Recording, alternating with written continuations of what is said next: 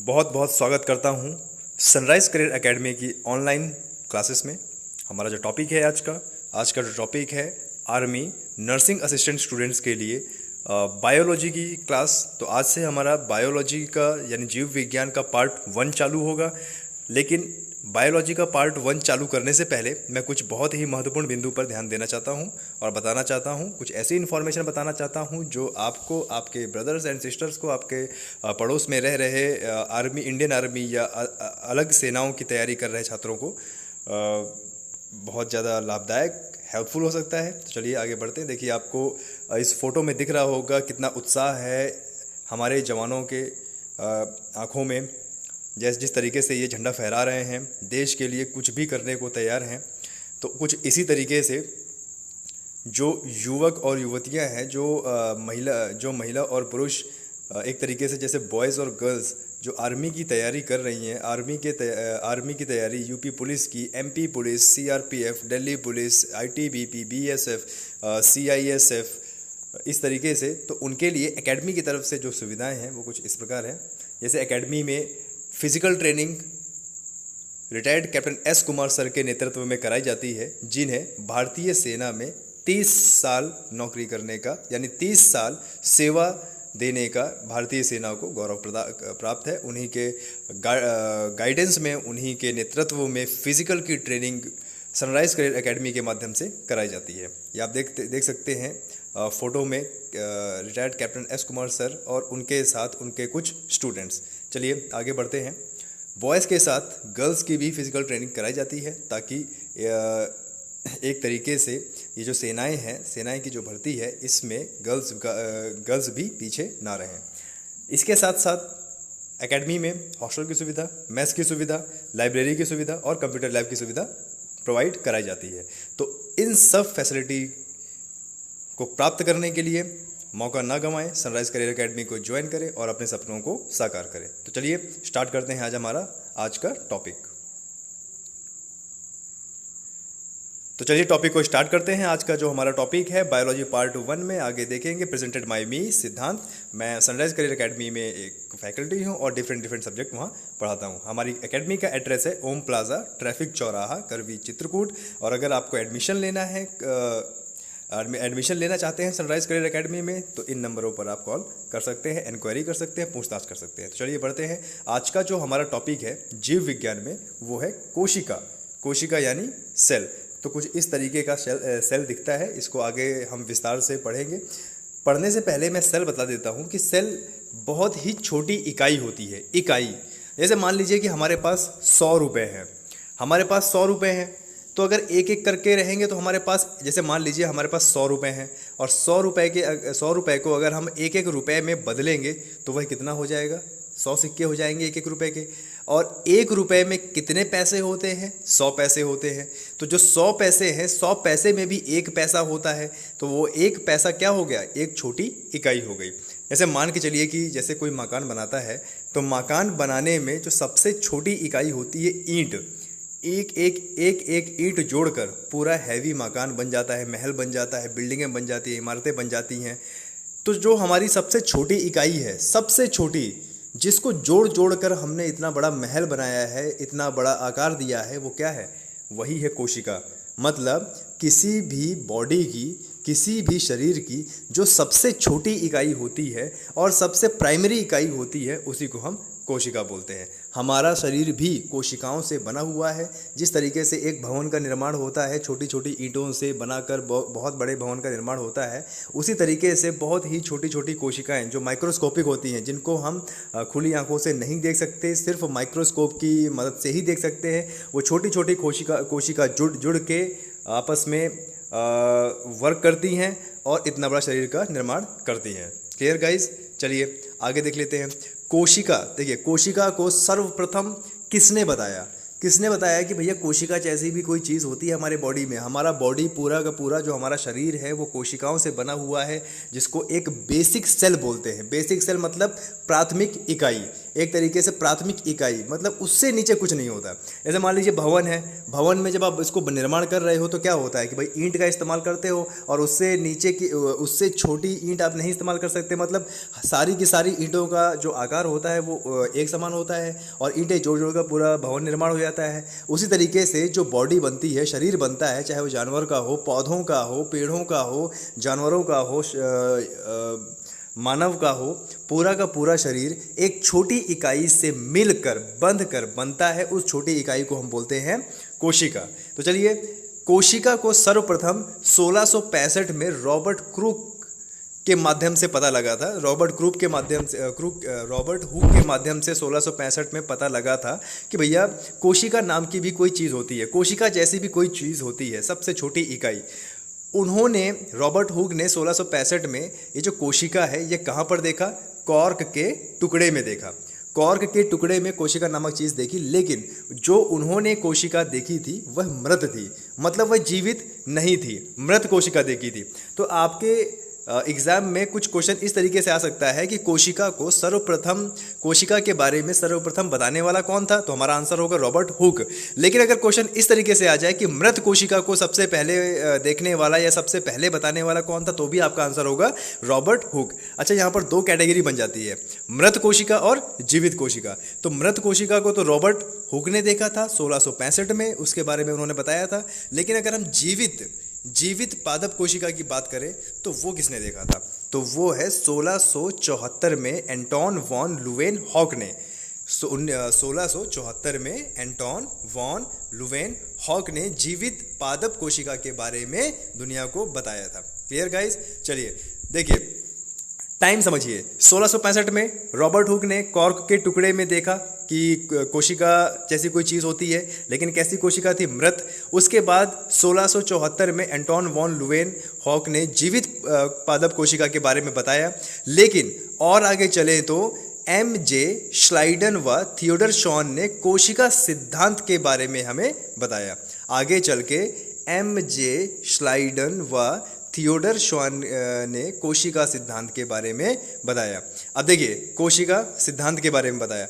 इससे पहले जो साइंटिस्ट थे उन्होंने सिर्फ कोशिका के बारे में बताया कि हाँ भैया कोशिका जैसी भी कोई चीज़ होती है। लेकिन आगे चल के MJ श्लाइडन व थियोडर शॉन ने बताया कि सेल के प्रकार, मतलब कैसे कैसे सेल के प्रकार होते हैं, कैसे कैसे कोशिका के प्रकार होते हैं, कैसे वो काम करती हैं, जानवरों में कैसी कोशिका होती है और पौधों में कैसी कोशिका होती है। तो इन सब के बारे में MJ श्लाइडन व थियोडर शॉन ने बताया। आपके एग्जाम के लिए बहुत ज़्यादा इंपॉर्टेंट है, काफ़ी बार एग्जाम में पूछ चुका है। Clear guys? चलिए आगे बढ़ते हैं। जो MJ श्लाइडन व थियोडर शॉन ने सिद्धांत दिया था, उसके आधार पर कोशिकाओं के उन्होंने दो रूप बताए। उसको आगे चल के हम पढ़ेंगे, लेकिन उससे पहले इसके कुछ सिद्धांत पढ़ लेते हैं कि MJ ने क्या सिद्धांत दिए थे। प्राणी तथा पौधों के शरीर कोशिकाओं के बने होते हैं। देखिए, इन्होंने अपने सिद्धांत में बताया कि प्राणी तथा पौधों के शरीर किससे बने होते हैं? कोशिकाओं से बने होते हैं। कोशिका जीवों के शरीर की संरचनात्मक व क्रियात्मक इकाई होती है। देखिए, प्रत्येक दिन, प्रत्येक घंटे में हमारी बॉडी में, हमारे शरीर में करोड़ों कोशिकाएं मरती हैं और करोड़ों कोशिकाएं उत्पन्न होती हैं। ये एक तरीके से चक्र है। Clear guys? तो MJ ने क्या बताया सिद्धांत के माध्यम से कि जो कोशिका जीवों के शरीर की संरचनात्मक व क्रियात्मक इकाई है। चलिए आगे बढ़ते हैं। इसी के सिद्धांत पर जब उन्होंने और ज़्यादा इसमें रिसर्च करना शुरू किया तो उन्होंने ये पाया कि जो कोशिका होती है, नई कोशिका की उत्पत्ति पूर्ववर्ती कोशिका से होती है। इससे पहले मैंने क्या बताया कि हमारे बॉडी में किसी भी जानवर या किसी भी पौधे, किसी की भी बॉडी में जो कोशिका होती है वो हर घंटे, हर दिन मरती है और उसकी जगह पर दूसरी कोशिका उत्पन्न होती है। तो जो नई कोशिका उत्पन्न होती है वह पुरानी कोशिका में से ही उत्पन्न होती है। यह चक्र चलता रहता है। Clear guys? जब उन्होंने और आगे अध्ययन किया तो उन्होंने पाया कि सबसे बड़ी जंतु कोशिका शुतुरमुर्ग का अंडा। अब देखिए, शुतुरमुर्ग पक्षी का रूप होता है, पंख इतने बड़े नहीं होते हैं, लेकिन गर्दन और उसका जो बॉडी होती है, उसका जो शरीर होता है वो बहुत बड़ा होता है। कहा जाता है कि ऑस्ट्रेलिया में तो शुतुरमुर्ग की तो सवारी भी करते हैं, वो इतना मजबूत होता है। और उसके एक पैर की मतलब जैसे अगर वो एक लात मार दे अच्छे से तो एक नॉर्मल आदमी मर सकता है। तो उन्होंने जब अध्ययन किया तो पाया कि शुतुरमुर्ग का अंडा सबसे बड़ी कोशिका है। इससे बड़ी कोशिका अभी विश्व में या फिर पृथ्वी में नहीं है। आगे बढ़ते हैं। उन्होंने और ज़्यादा अध्ययन किया और ज़्यादा अध्ययन किया तो उन्होंने पाया कि मानव शरीर की सबसे बड़ी कोशिका क्या होती है? अंडा, जो कि मादा में पाई जाती है, जिसको ओवरीज बोलते हैं ना, ओवरीज। तो मानव शरीर की सबसे बड़ी कोशिका अंडा, किसमें? मादा में पाई जाती है। दूसरा पॉइंट, मानव शरीर की सबसे छोटी कोशिका, भाई सबसे बड़ी कोशिका तो अंडा हो गया, लेकिन सबसे छोटी कोशिका कौन सी है? शुक्राणु, जो कि किस में पाई जाती है? नर में, जिसे इंग्लिश में स्पर्म भी कहा जाता है। चलिए आगे बढ़ते हैं। सबसे लंबी पादप कोशिका, अब इन्होंने बताया अपने अध्ययन के हिसाब से कि सबसे लंबी पादप कोशिका होती है एसिटेबुलेरिया शैवाल। एसिटेबुलेरिया शैवाल, ये सबसे बड़ी कोशिका होती है। अगला, अपने अध्ययन के बाद उन्होंने बताया कि सबसे छोटी कोशिका को पीपीएलओ के माध्यम से बताया। पीपीएलओ के, अब पीपीएलओ को हम क्या देखते हैं? पीपीएलओ का मतलब होता है, इसका फुल फॉर्म अगर देखेंगे तो प्लूरो निमोनिया लाइक ऑर्गेनिज्म। जो छोटी कोशिका होती हैं वो किस तरीके से होती हैं? प्लूरो निमोनिया लाइक ऑर्गेनिज्म होते हैं, नामक माइकोप्लाज्म। छोटी कोशिका को उसको उन्होंने किसकी संधि दी? माइकोप्लाज्म की। चलिए और आगे बढ़ेंगे। तो मानव शरीर की सबसे लंबी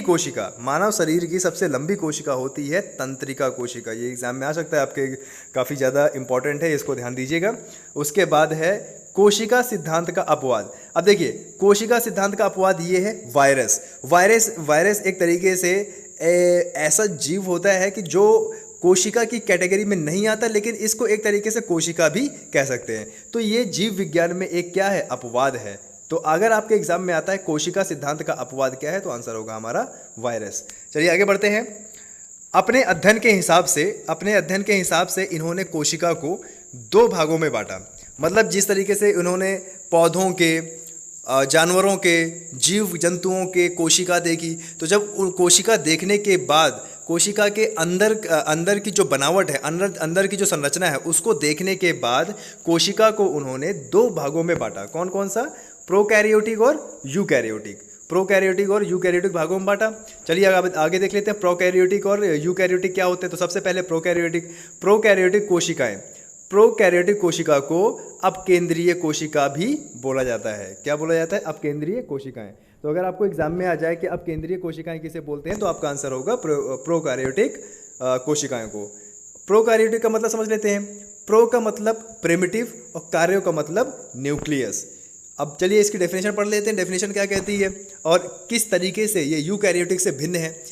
इन कोशिकाओं में आवरण युक्त केंद्रक का अभाव होता है।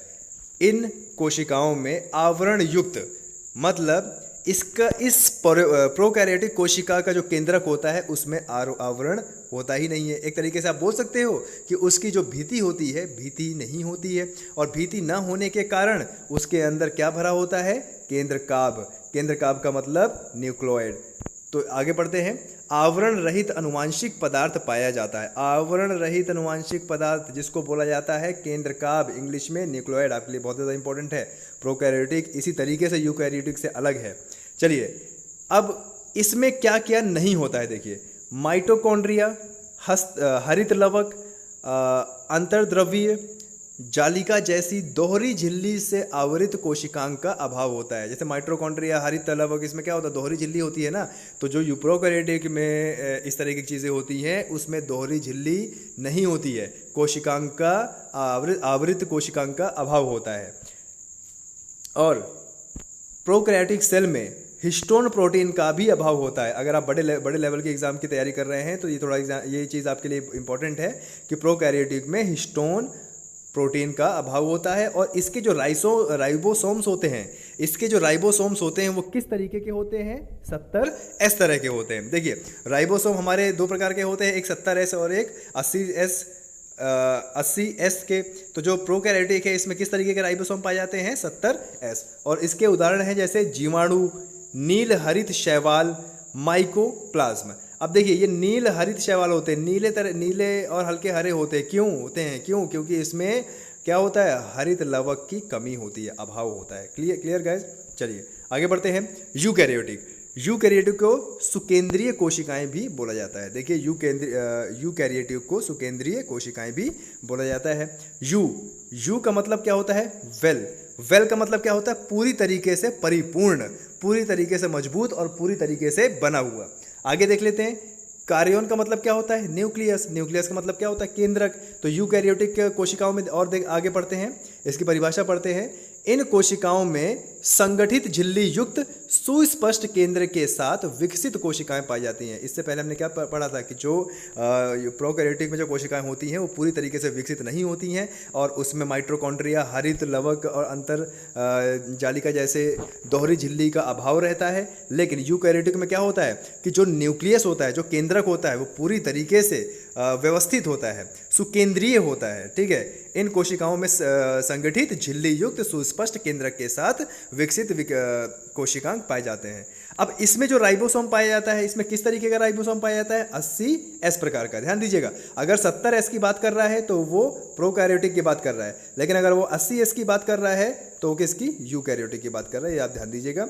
इसके उदाहरण है बहुकोशीय प्राणी कोशिका, बहुकोशीय प्राणी कोशिका, मनुष्य की कोशिकाएं। तो मनुष्य की कोशिकाएं किसमें आती है? यूकैरियोटिक के बाद। अगर आपका एग्जाम्पल में आ गया कि मनुष्य की कोशिकाएं किस प्रकार की कोशिकाएं होती हैं, तो आपका आंसर होगा यूकैरियोटिक। तो चलिए गाइस, आज के लिए इतना ही। आज इतना ही टॉपिक कवर करते हैं। नेक्स्ट लेक्चर में मैं फिर मिलूंगा। मेरा नाम है सिद्धांत। चलिए, thank you very much. Sunrise career academy में एडमिशन लेने के लिए आप इन नंबरों पर कॉल कर सकते हैं। हमारा पता है ओम प्लाजा, ट्रैफिक चौराहा, करवी, चित्रकूट।